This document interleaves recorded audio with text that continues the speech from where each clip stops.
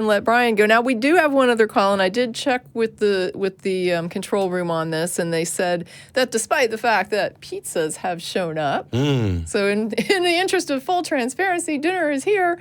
But I did ask, do we want to go ahead with this final call? And they said yes. Let's go ahead and take this call. So we'll go ahead and we will get with Mohammed in Berlin, who wants us to know that asking for evidence for God is a fallacy. And I preemptively just addressed this a little bit, but what's the point here, Mohammed? Welcome to the show. Oh, yeah. Hi. I understand it's getting really late.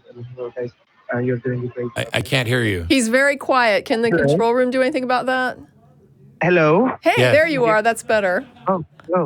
Hi. Thank you very much for getting me on the call. And you guys are doing an amazing job. And I know it's getting late for you as well. I will get you to the... So it says here that atheists asking for evidence of God is a fallacy. Which fallacy is that?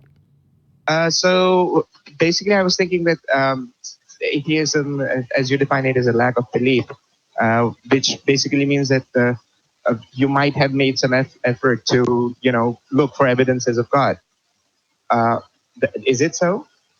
So atheism is I'm not convinced that there's a God. It may also be I'm convinced there is no God. It may depend on the God as to whether you take a strong or weak stance. But in either of those cases, if someone is saying a God exists, how is asking for evidence for that claim a fallacy? Right. Because religions are basically a belief system. And if you are asking for evidence of God and that is given to you, then what's the belief? I mean, that is then known to you, isn't it? Okay, so religions are belief systems, but the claim there is a God is a claim about something that exists. Yeah, exactly. So how is it ever a fallacy to ask for evidence for a claim that something exists? Right. So there won't be evidence of God that you might find, but you might find signs that might be like... You're not even coming close. So somebody says X exists, and I say, give me evidence that X exists. How is it? How am I committing a fallacy? You're not. It's absolutely right that for your entire topic here was atheists asking for evidence of God is a fallacy. Did the call screener get it wrong, or did you? No. I did put it that way because you see, religion systems are belief systems. When it comes to belief systems, then asking for these kind of things are not right. No. I have plenty of beliefs, and they're based on evidence. A belief is just merely being convinced that something is true or likely true, right? Is true or likely true? Yeah, definitely, sure. Yeah, but it's probably not from based on evidence. Bullshit. Almost I would like for everything that I believe, everything that I am convinced of, I would like for that to be based on evidence. If somebody shows me something that I believe that's not based on evidence, I'm either going to have to acknowledge, like in the case of the logical absolutes, that this is something I presuppose, although there are evidence that those things are true, there's just not evidence that they're absolutely uniformly true at all times in all places. That's different because we don't have exhaustive knowledge. But my position is that they're true and reliable until somebody demonstrates otherwise. Every other belief I have should be based on evidence. What belief could someone reasonably think is true in the absence of evidence that it's true?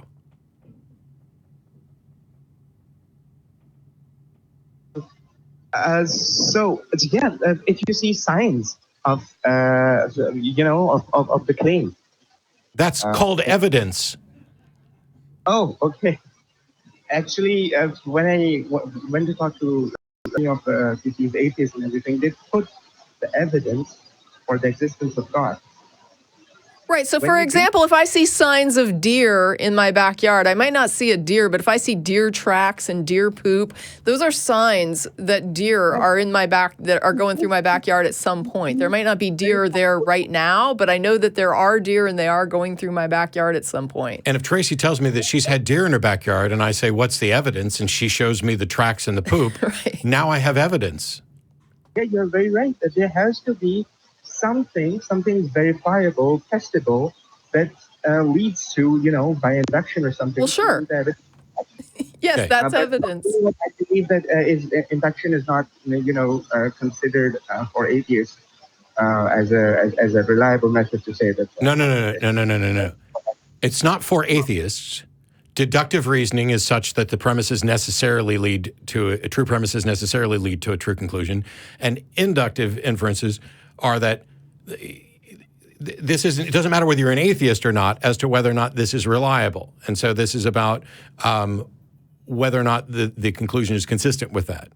So inference and induction, we live our lives by that. They're pretty damn reliable. They're just not absolutely reliable in the way a deductive argument would be. But it doesn't matter. It's not like atheists have a different view of inductive arguments than non-atheists. But okay, so I'm confused at what the point is because you started off with this. So let me see if we agree. I think so because my point was that there might not be like absolute evidence of existence of God, but there has to be like signs. Okay. Well, okay, but here's a problem. Remember the example I gave of the deer where I said there's deer tracks and deer poop, right? And that's a sign that a deer has gone through the yard. The problem with that, it's not a problem. My example is not a problem, but the reason it's different than a God is that we know what deer tracks look like, and we know what deer poop is. Like you can follow deer around and see them poop and see them leave tracks, and know that when you see that track, it's a deer track. Now, if I could have gone and picked up deer poop and scattered it all over Tracie's yard and then stamped. But here's the thing, though: if me and Matt were astronauts and we went to another planet and we found some kind of weird stuff on the planet that kind of reminded us of animal tracks. But if it didn't, we wouldn't know what it was because we're not familiar with that planet. So we would see something and we might actually be able to say, it kind of resembles tracks. This looks like the same type of thing as an animal track on Earth, but I don't know what it is. Yeah, we wouldn't have, right? we couldn't conclude that it was necessarily a track of a living being, right, or which living being it was. Or what on that planet might make something that looks like a track that may or may not be anything alive. So is there any belief that would be justified for someone to hold without evidence that warrants that belief? There would be any belief. It depends on what belief are we talking about. For instance, So is your position that God exists, but we don't have evidence for that? Oh, yeah, definitely. So you are convinced. Then you know that God exists, then you don't have any belief. It's like No, stop. Pause. Let's be careful with this because I don't want language barriers to get in the way of this. Okay. Is it your position that God exists? I believe that God exists, yes. Okay, so it is your position that God exists. That's all belief means. Belief just means you are convinced that the claim is true. Are you convinced that God exists is a true claim? I have 100% belief, but no. I didn't ask about confidence level. I don't need 100% of anything. Are you convinced that a God exists? If convinced means absolute certainty. No, nothing. I'm not asking about certainty. I don't think you can be absolutely certain about anything. Are you convinced that a God exists? If someone says it's true that a God exists, would you say that's a correct statement? Oh, yes. Okay. Now, do you think there is evidence that warrants reaching the conclusion? Oh, yes. What is it? Okay.